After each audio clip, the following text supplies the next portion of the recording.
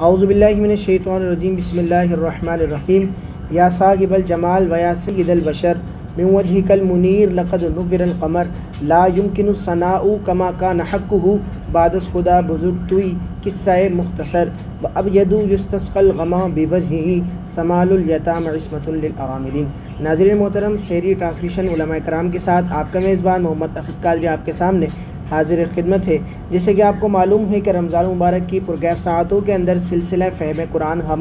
روزانہ کی بنیاد پر آپ کے سامنے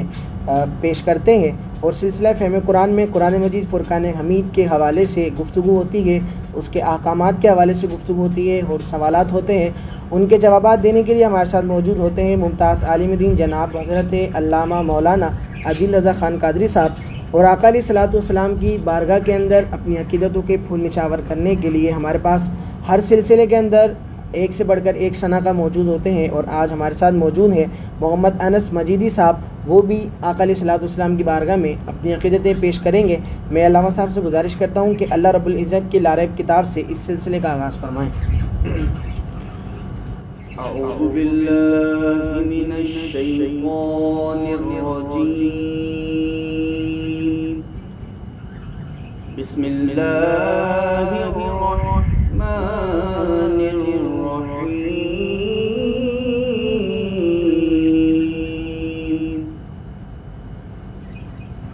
قل هو اللہ احد اللہ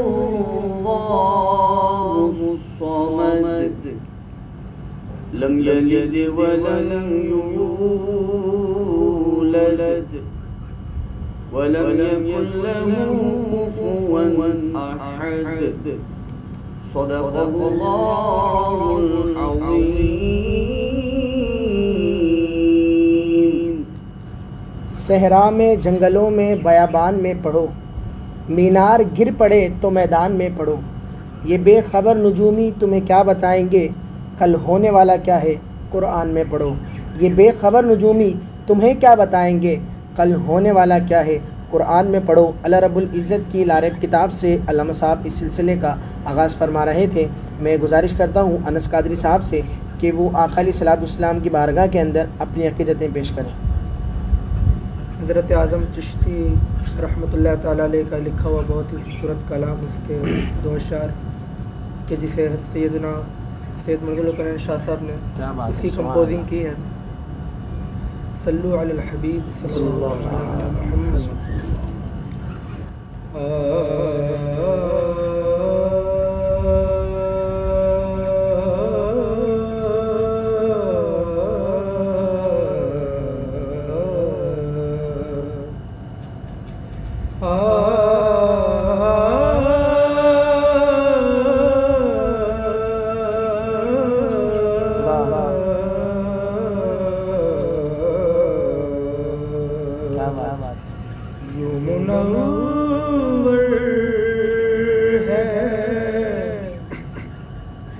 یہ دل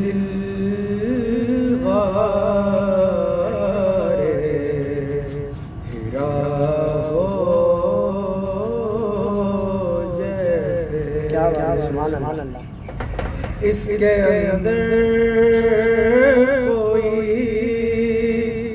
مہتاب رہا ہو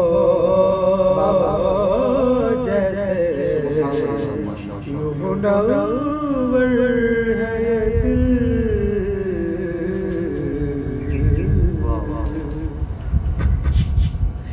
دل آوارہ کو بے ساختہ آیا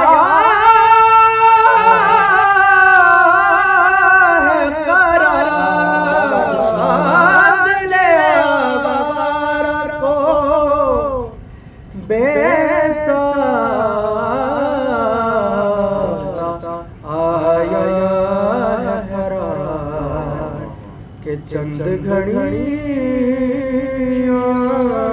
تیری غربت میں رہا ہوں، جیسے چند گھڑیاں تیری، چند گھڑیاں تیری اور رہا جیسے انگنت صدیوں سے مصروف سنا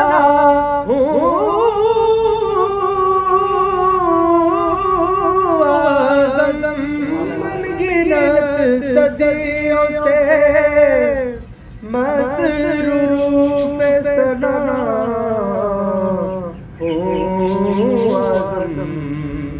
اس خاطر تجھے تخلیق کیا ہو جیسے، اس خاطر تجھے تخلیق کیا ہو جیسے منور ہے یہ دل۔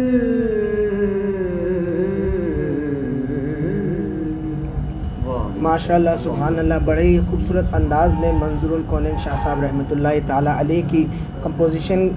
پیش کر رہے تھے اور بڑی خوبصورت انداز میں نبھا رہے تھے۔ اللہ تبارک و تعالیٰ مزید برکت عطا فرمائے۔ اور بڑا ہی خوبصورت شعر لکھا ہے شاعر نے، فرماتے ہیں چہرہ ہے کہ انوار دو عالم کا صحیفہ، چہرہ ہے کہ انوار دو عالم کا صحیفہ، آنکھیں ہیں کہ بحرین تقدس کے نگینے ہیں، ماتھا ہے کہ وحدت کی تجلی کا ورق ہے، ماتھا ہے کہ وحدت کی تجلی کا ورق ہے، عارض ہے کہ والفجر کی آیت کے امی ہے، گیسو ہے کہ واللیل کے بکھرے ہوئے،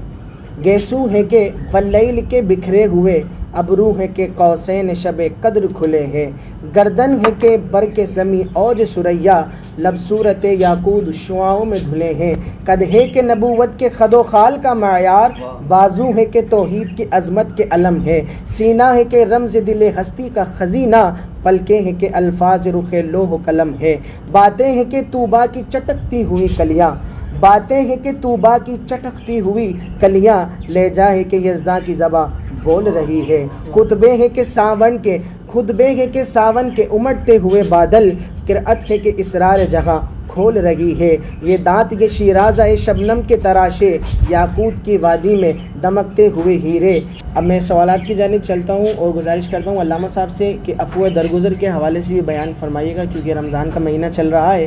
تو اس حوالے سے بھی بیان فرمائیے گا کہ اللہ تبارک و تعالیٰ نے قرآن مجید میں عفو درگزر اور معافی کے حوالے سے بالخصوص کیا ارشاد فرمایا؟ اعوذ باللہ من الشیطان الرجیم، بسم اللہ الرحمن الرحیم، خذ العفو وأمر بالمعروف وأعرض عن الجاہلین، صدق اللہ العظیم وصدق رسولہ النبی الکریم الامین۔ توئی تسکین دل آرام جان صبر و قرار من، رخ پر نور جانے بے قرارم یا رسول اللہ۔ قرآن کریم فرقان حمید میں اللہ رب العزت نے ارشاد فرمایا کہ معافی اختیار کی جائے، نیکی کا حکم دیا جائے اور جاہلوں سے اعراض کیا جائے، ان سے اجتناب کیا جائے، بچا جائے جتنا ہو سکے۔ قرآن کریم فرقان حمید میں اللہ رب العزت نے معافی کا حکم ارشاد فرما کر دین اسلام کے اندر ایک وہ حسن، ایک وہ طریقہ، ایک وہ صحیح راستہ پیدا فرما دیا کہ جو دین اسلام کو ترقی بھی دیتا ہے اور دین اسلام کو عروج بھی دیتا ہے۔ اب دیکھیں، فتح مکہ کا جب معاملہ تھا تو آقا کریم صلی اللہ علیہ وآلہ وسلم کے سامنے کم و بیش 2000 وہ کافرین کے جنہوں نے قدم قدم حضور کو ستایا وہ کھڑے تھے۔ اب آقا بدلہ لینے پر قادر بھی تھے، بدلہ لے بھی سکتے تھے، ان کو سبق بھی سکھا سکتے تھے، لیکن حضور نے اس بات پر کہ جو اللہ پسند فرماتا ہے، اللہ حکم دیتا ہے، اس پر عمل کرتے ہوئے حضور نے معاف کیا۔ معاف فرمانے کا، جب اللہ کے حکم پر کوئی عمل کر رہا ہو تو اللہ جزا بھی تو دے گا نا۔ جزا کتنی پیاری عطا فرمائی کہ جزا کی عطا فرمائی کہ حضور نے معاف کیا۔ 2000 نے کہا کہ پہلے نہیں کہا تھا لیکن اب مانتے کہ اشہد ان محمد رسول اللہ صلی اللہ تعالی علیہ وآلہ وسلم، تو فرمایا خذ العفو، معافی کو اختیار کیا جائے۔ حضرت انس بن مالک رضی اللہ تعالیٰ عنہ ارشاد فرماتے ہیں کہ میں ایک مرتبہ سفر میں آقا کریم صلی اللہ علیہ وآلہ وسلم کے ساتھ کہیں جا رہا تھا کہ ایک عرب کا دیہاتی رستے میں ٹکرایا اور اس نے آقا کریم صلی اللہ تعالیٰ علیہ وآلہ وسلم کی چادر کو کھینچا، اتنی زور سے کھینچا کہ حضور کی گردن پر جو ہے وہ چادر کے نشان آ گئے، اور وہ کہنے لگا کہ آپ کے پاس جو مال ہے اس مال میں سے مجھے حصہ آپ عنایت فرمائیں۔ حضرت انس بن مالک رضی اللہ تعالیٰ عنہ ارشاد فرماتے ہیں کہ آقا کریم صلی اللہ تعالیٰ علیہ وآلہ وسلم کے معاف کرنے کا معیار، معاف کرنے کا انداز اور معاف کرنے کا جو لیول ہے وہ اتنا بلند تھا کہ آقا کریم صلی اللہ علیہ وآلہ وسلم نے اسے کچھ نہیں کہا، جبکہ حضور کو تکلیف بھی ہوئی، اس کا طریقہ بھی نازیبا تھا، اخلاقیت کے خلاف تھا، اور یہاں تک کہ اتنی تکلیف ہوئی کہ گردن پہ چادر کے نشان بھی آ گئے،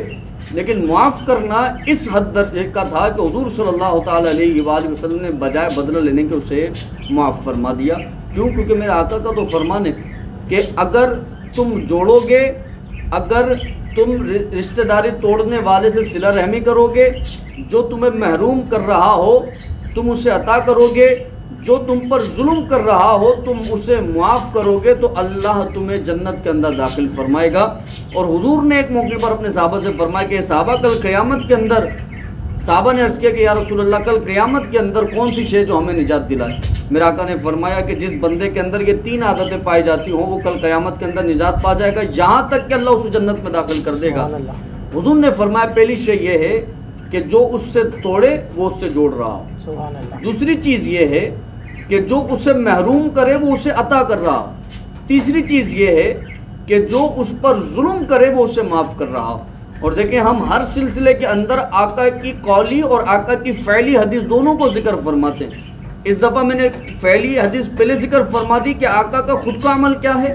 پھر قول ذکر فرمایا کہ آقا کے اقوال کیا ہیں، کہ حضور نے فرمایا کہ جس میں یہ 3 عمل پائے جاتے ہیں کہ قیامت کے اندر پھر اسے مشکل نہیں ہوگی بلکہ اللہ اس کا جلدی حساب فرما دے گا اور اسے جنت کے اندر داخل فرما دے گا۔ تو میں اپنے سامعین سے یہ عرض کرنا چاہتا ہوں کہ سمجھنے کے لیے بندہ 1-2 حدیث بھی سن لے، قرآن کی ایک آیت بھی سن لے تو کافی ہوتا ہے۔ ہمارے یہاں معافی کو اس کو معافی سمجھا جاتا ہے کہ ایک بندہ بدلہ لینے پر قادر ہی نہیں ہے۔ جیسے کہ میں مثال دے رہا ہوں کہ کوئی جاندار کسی کمزور کو چماٹ مار دیتا،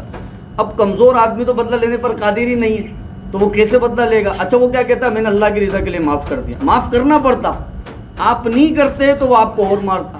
تو ہم یہاں پر کہتے ہیں میں نے معاف کر دیا۔ معاف کرنا تو اصل وہاں پر ہے کہ بندہ قدرت رکھتا ہو، طاقت رکھتا ہو، بدلہ لینے کا اختیار بھی ہو، پھر بھی اسے معاف کر دے، تو یہ اصل معافی ہے کہ اس نے یہاں پر ایک بڑا ظرف کا کام کیا۔ وہ بھی معافی ہے کہ کمزور نے معاف کر دیا ہے، لیکن بڑی معافی کیا ہے جس کی روایت امام بخاری نے نقل فرمائی ہے کہ وہ یہ ہے کہ حضور نے فرمایا کہ جو اختیار رکھنے کے باوجود بھی معاف کر دیتا، اسے معلوم تھا کہ میں اس سے بدلہ لے سکتا ہوں، مجھے اختیار ہے، میں اسے سبق بھی سکھا سکتا ہوں، اس کے فعل پر جو رد عمل ہوگا، اس کے فعل کے اوپر جو ریئیکشن ہوگا، اس فعل کے اوپر جو اس کو مجھے سبق سکھانا ہوگا، وہ تمام اختیارات میرے پاس ہیں۔ حضور فرماتے اس کے بعد کہ اللہ کی رضا کے لیے اگر وہ معاف کر دینا تو اللہ جنت کے بیچوں بیچ اس کے نام کا محل تیار کر دیتا ہے کہ جو اتنا اعلیٰ ضرب دکھاتے ہوئے معاف کر رہا ہو۔ اور ایک موقع پر آقا کریم صلی اللہ علیہ وآلہ وسلم نے ارشاد فرمایا کہ جو کسی پر رحم نہیں کرتا نا تو اس پر بھی رحم نہیں کیا جاتا۔ ہمارے یہاں تھوڑا ایٹیٹیوڈ لیول اتنا ہائی ہوتا ہے کہ آپ کی ذات کے خلاف کوئی بات واقع ہو گئی تو آپ کیا کہتے ہیں کہ میں نے اسے معاف نہیں کرنا، میں نے اسے نہیں چھوڑنا ہے۔ تو بندہ یہ سوچے نا کہ آج آپ رحم نہیں کر رہے اگر کل اللہ نے معاف نہیں کیا، آپ بھی تو خطا کار اور سیاہ کار ہو کے اللہ کے حضور حاضر ہوں گے نا، مجرم جرم لے کر کے اللہ کے حضور حاضر ہوں گے۔ آج جب معاشرے میں آپ کا مزاج ہی نہیں ہے کہ بھائی مجھے اس نے ایسا کہا، میرے ساتھ اس نے ایسا کیا، میں کیسے معاف کر دوں، تو اگر اللہ معاف نہ کرے اور اللہ رب العزت فرمائے کہ جس طرح سے تو دنیا میں لوگوں پر رحم نہیں کرتا تھا آج تجھ پر بھی رحم نہیں کیا جاتا، اور آج اسی وجہ سے تیرا فیصلہ پھر جنت نہیں ہے بلکہ جہنم ہے، تو بندہ اس وقت سے ڈرے کہ اگر میں آج معاف کرنے کا مزاج نہیں رکھتا اور اپنا ایٹیٹیوڈ لیول میرا اتنا ہائی ہے کہ میرے مزاج کے خلاف ہے کہ میں کسی کو معاف کر دوں، تو یہ یاد رکھیں کہ اللہ رب العزت نے اگر معاف نہیں کیا تو بندہ نہیں بچ سکتا ہے۔ اور پھر اللہ کے نزدیک پسندیدہ کون ہے؟ حضرت موسیٰ کلیم اللہ علیہ نبینا علیہ السلام نے ایک مرتبہ اللہ سے عرض کیا، مولا تیرے نزدیک محبوب بندہ کون ہے، تو کس سے زیادہ پسند، کس کو زیادہ پسند فرماتا ہے؟ تو اللہ نے بھائی فرمایا کہ موسیٰ میں اس سے زیادہ پسند فرماتا ہوں کہ جس پر ظلم ہوا ہو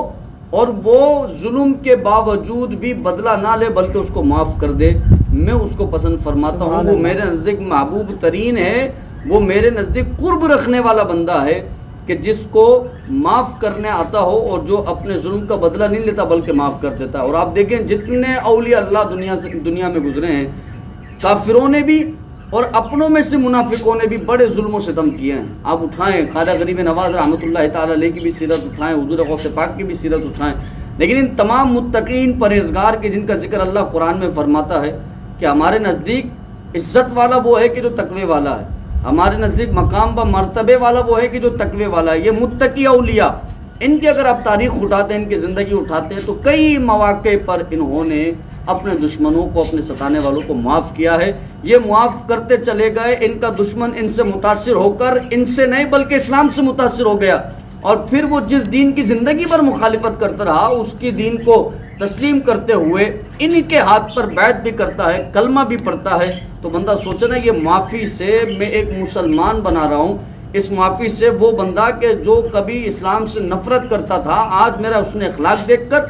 آج میرا مزاج دیکھ کر، آج میرا معاف کرنے کا انداز دیکھ کر وہ اسلام سے متاثر ہو کر کلمہ پڑھ رہا ہے۔ تو کیا یہ سب سے بڑی نعمت نہیں کہ جو معافی کے وسیلے سے آپ کو بھی مل رہی ہے، ہمیں بھی مل رہی ہے، اور پھر اس نے کلمہ پڑھا نا، بندے کا ایمان ہو کہ یہ بندہ کل بروز قیامت اب میرے لیے ذریعہ نجات ہے، کہ ہو سکتا ہے اللہ اس کی برکت سے مجھے جنت کے اندر بلا حساب و کتاب داخل فرما دے۔ تو میں تمام اپنے ان احباب سے کہ جو اس طرح کا مزاج نہیں رکھتے عرض کروں گا کہ قرآن کریم فرقان حمید کے حکم پر عمل کرنے کا تقاضا یہ ہے کہ بندہ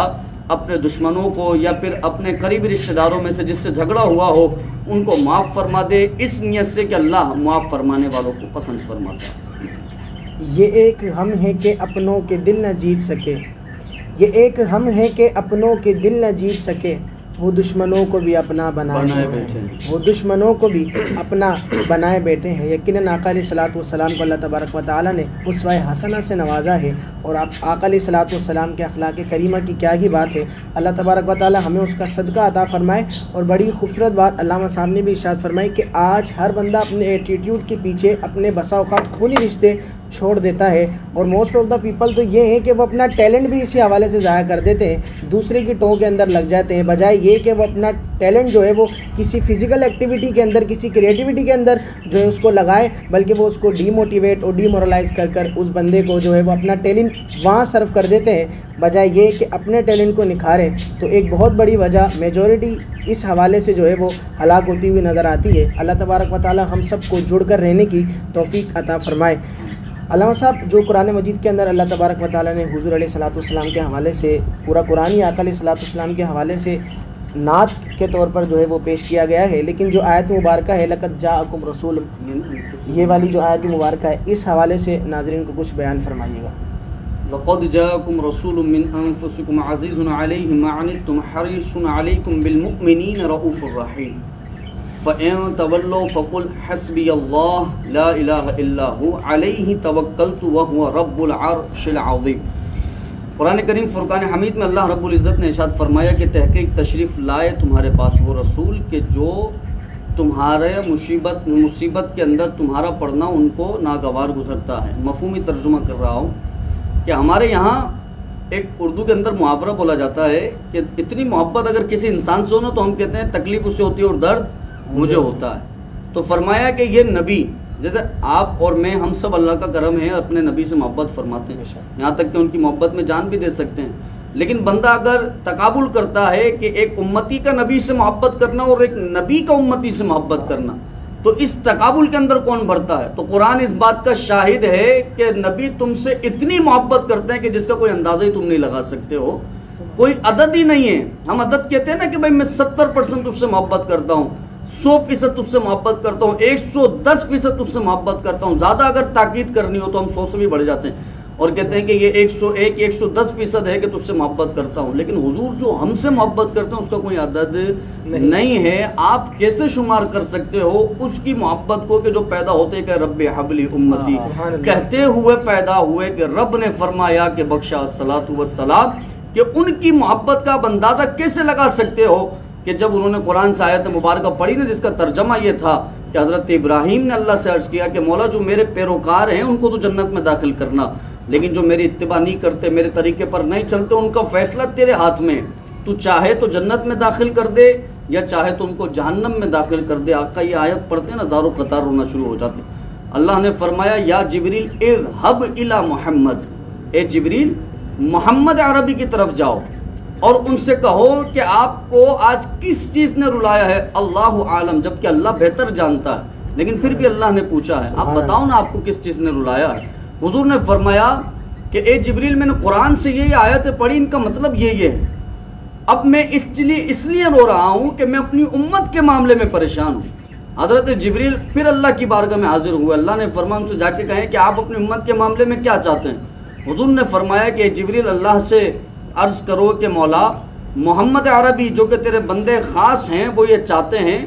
کہ جو مجھ سے محبت کرنے والے، میری سنتوں پر عمل کرنے والے ہیں وہ بھی جنت میں چلے جائیں، اور جو گناہگار ہیں وہ بھی جنت کے اندر چلے جائیں۔ یہ حضور کی بے انتہا اپنی امتی سے محبت کرنا ہے۔ حضور فرماتے ہیں کہ میں کسی بھی امتی کو جہنم میں جاتا ہوا نہیں دیکھ سکتا ہوں، میں یہ چاہتا ہوں کہ میرے تمام امتی جنت کے اندر چلا جائیں۔ ایک روایت میں آتا ہے کہ کل بروز قیامت ہر نبی کو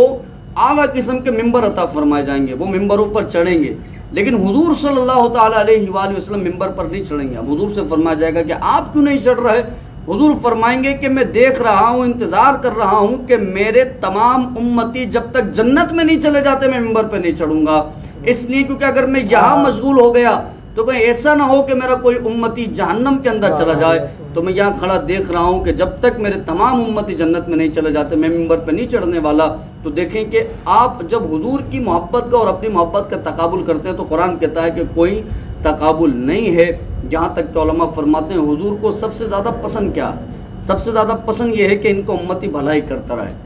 فلائی کام کرتا رہے، نیکی کرتا رہے، یہ رسول اکرم صلی اللہ تعالیٰ علیہ وآلہ وسلم کو سب سے زیادہ پسند ہے۔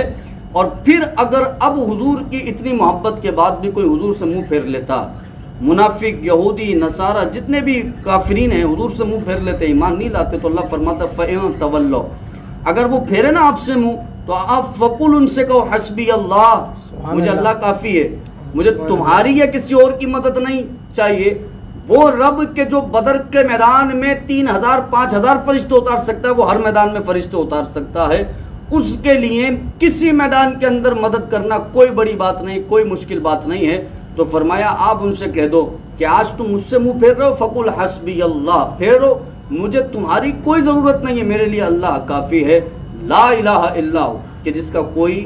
جو شریک نہیں ہے، اسی کی عبادت کی جاتی ہے، وہی عبادت کے لائق ہے۔ اور اللہ نے فرمایا آپ ان سے کہو علیہ توکلت، مجھے اللہ کی ذات پر بھروسہ ہے، وہ رب کہ جو عرش عظیم کا رب ہے مجھے اس کی ذات پر بھروسہ ہے۔ تو آقا کو اللہ نے فرمایا کہ آپ ان منافقوں سے، ان کافروں سے، جاہلوں سے کہہ دیجئے کہ جو اتنی محبت کے باوجود بھی آپ سے منہ پھیر لیں، اس سے بڑھ کر اور کیا ہو کہ کوئی آپ کے لیے دعائیں کر رہا ہو، آپ پل صراط سے پار لگ جائیں، آپ کے میزان کے اندر نیکیوں کا پردے کا وزن بھاری ہو جائے، آپ حشر میں جو تپتی ہوئی زمین ہے اس سے محفوظ ہو جائیں، جو سورج کی تپش ہے اس سے محفوظ ہو جائیں، حوض کوثر کے مستحق ہو جائیں، جنت کی نعمتوں کے مستحق ہو جائیں، جنت میں نہروں کے مستحق ہو جائیں، باغات تمہارے نام ہو جائیں، محلات تمہارے نام ہو جائیں، اتنی خواہشات اپنے لیے نہیں امتی کے لیے ہیں کہ یہ سب میرے امتی کو مل جائے،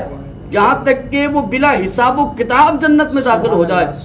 تو جو نبی اتنی محبت کر رہا ہو اس کے بعد بھی اگر کوئی منہ پھیرے تو اللہ فرماتا پھر ان سے کہو کہ فقل حسبی اللہ، اللہ میرے لیے کافی ہے اور مجھے اسی کی ذات پر بھروسہ ہے۔ تو اس آیت مبارکہ سے ہمارے وہ تمام ناظرین سامعین جو سن رہے ہیں، دیکھ رہے ہیں، وہ یہ بات سمجھیں کہ کبھی بھی زندگی میں ایسا معاملہ پیش آ جائے کہ آپ ایسی مشکل کا شکار ہوں کہ لوگ آپ کی مخالفت کر رہے ہوں اور لوگ آپ سے منہ پھیر رہے ہوں، تو آپ اس وقت یہ آیت مبارکہ ذہن میں رکھیں کہ بندہ کامیاب تب تک رہتا ہے کہ جب تک اس کا بھروسہ اللہ کی ذات پر ہوتا ہے۔ اللہ کی ذات پر بھروسہ چھوڑ کر ہمارے یہاں نہیں ہے کہ دنیا کے تمام ڈاکٹر حکیموں کو دکھانے کے بعد اب آتے مسجد کے امام صاحب کے پاس، ساری دنیا میں ہو لیا، اب آئے اور کہا امام صاحب مغرب میں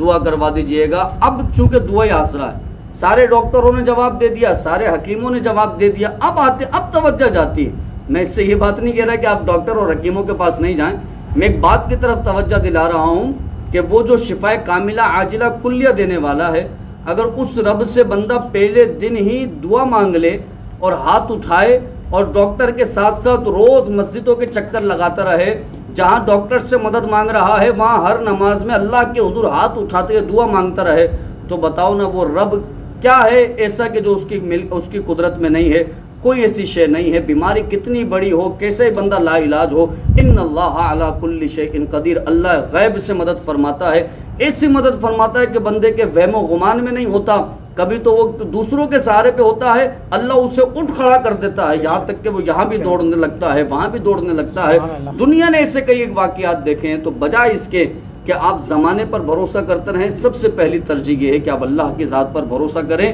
اور پھر جو اللہ نے آہستہ آہستہ اسٹیج بائی اسٹیج وسائل بنائے، بندہ اس وسائل کو اختیار کرتا رہے، لیکن کبھی بھی رب کی ذات سے بھروسہ نہ چھوڑے، رب کی ذات پر بھروسہ ہو۔ یہ حکم رسول اللہ صلی اللہ علیہ وآلہ وسلم کو ہے کہ آپ ان کو کہیں کہ میرا بھروسہ اللہ کی ذات پر ہے، تو جب نبی کو یہ حکم ہے تو جو امتی ہے اس کا بدرجہ اولا اپنے رب کی ذات پر بھروسہ ہو۔ اللہ رب العزت ہم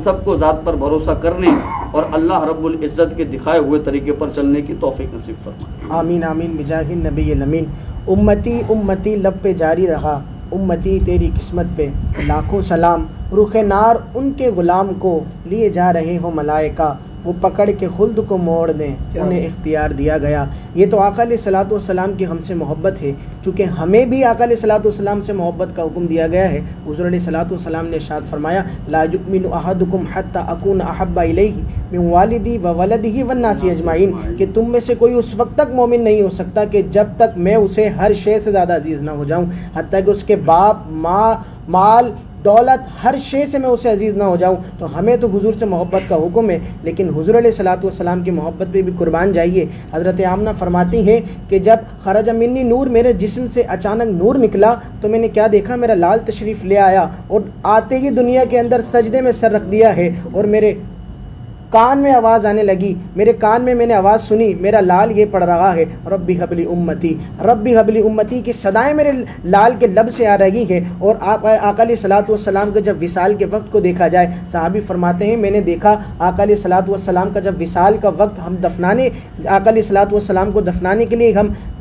کر ہی رہے تھے، تو میں نے دیکھا کہ آقا علیہ الصلوۃ والسلام کے لب مبارک جنبش فرما رہے ہیں، تو میں نے کان لگا کر جب سنا تو آقا علیہ الصلوۃ والسلام کے لب اقدس سے یہ آواز آ رہی تھی ربی حبلی امتی، اے اللہ میری امت کو بخش دے۔ پیدا ہوئے ہیں تو امت کو یاد رکھا ہے، اب دنیا سے تشریف لے جا رہے ہیں ظاہری طور پر تو بھی امت کو یاد رکھا ہے۔ اللہ تبارک و تعالی ہمیں حضور علیہ الصلوۃ والسلام سے حقیقی محبت عطا فرمائے،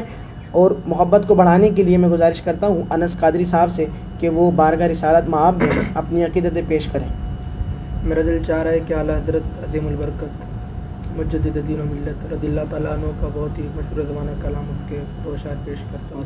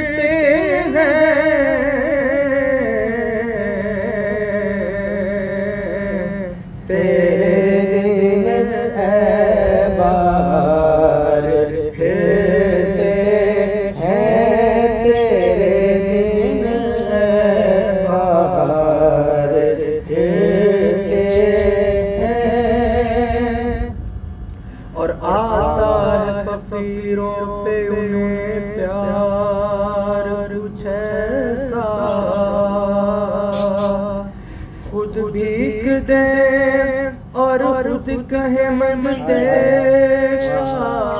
بھلا ہو،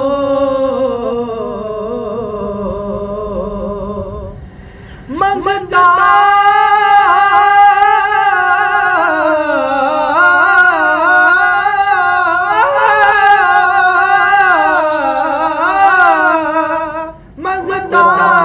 تو رہا منگتا، کوئی شاہوں میں دکھا دو، ارے جس کو میری سرکار سے ٹکڑا نہ ملا اس گلی کا گدا ہوں میں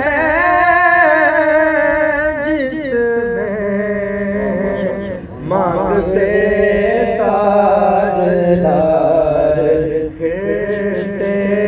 ہیں مانگتے تاجدار پھرتے ہیں مانگتے تاجدار پھرتے ہیں اپنا مایا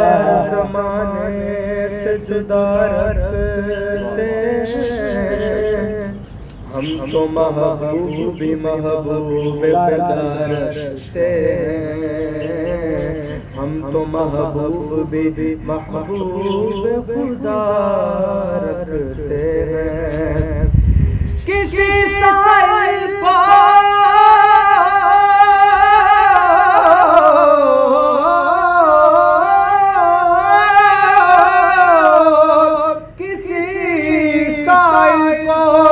صدا دینے کی زحمت کیوں ہو کیونکہ اپنا دروازہ وہ ہر وقت کھلا رکھتے ہیں اس گلی کا گدا ہوں میں جس میں مانگتے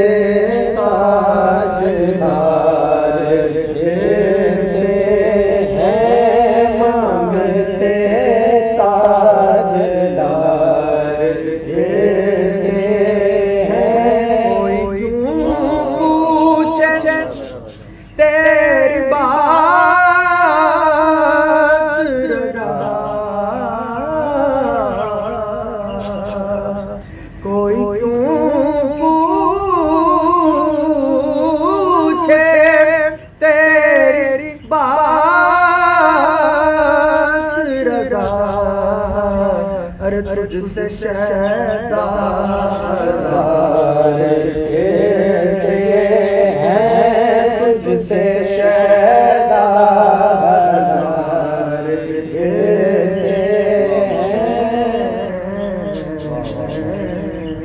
ماشاءاللہ سبحان اللہ اعلیٰ حضرت عظیم المرتبت کا پروانہ شمع رسالت کا لکھا ہوا کلام بڑی خوبصورت انداز میں پیش کر رہے تھے۔ اللہ تبارک و تعالی ہماری اس کوشش کو اپنی بارگاہ میں قبول و منظور عطا فرمائے۔ اسی کے ساتھ ہی اپنے میزبان محمد اسد قادری کو اگلے پروگرام تک کے لیے اجازت دیجیے۔ آپ یہ ٹرانسمیشن دیکھ رہے ہیں H20 نیوز اور HMC ناز چینل پر۔ السلام علیکم ورحمۃ اللہ وبرکاتہ۔